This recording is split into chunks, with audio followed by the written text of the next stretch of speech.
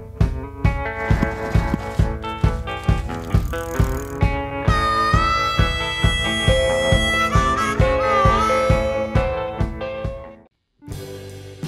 work full-time in Silicon Valley, so I'm on a computer a lot, almost way too much.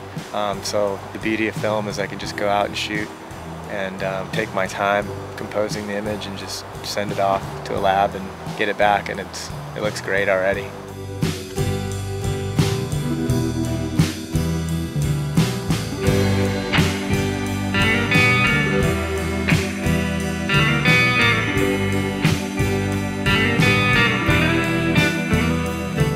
There's so many good, cheap cameras these days. Like, most of the world's moved to digital, so one of the benefits of shooting film, despite the cost of processing going up, is that you can get just professional level equipment for pennies on the dollar.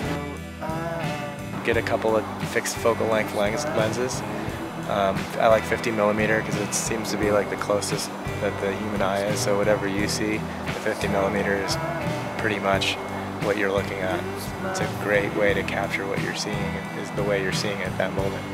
But to shoot surf, you definitely need a longer lens. I just have a 300mm, and I don't have any tripod.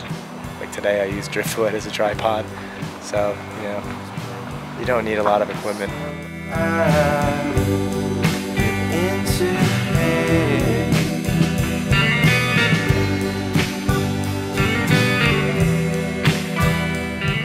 So the higher the aperture, everything's in focus, and the lower the aperture, you can really decide on what you want to focus on. Even if it's a fin on a surfboard, you could even focus on just the tip of the fin, and everything else kind of fades off.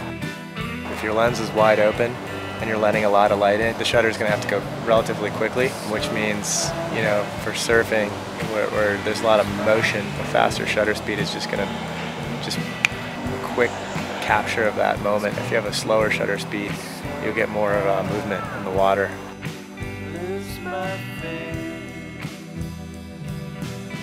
I shoot mostly cross-process slide film. Cross-process meaning I'm processing the film in the wrong chemical on purpose.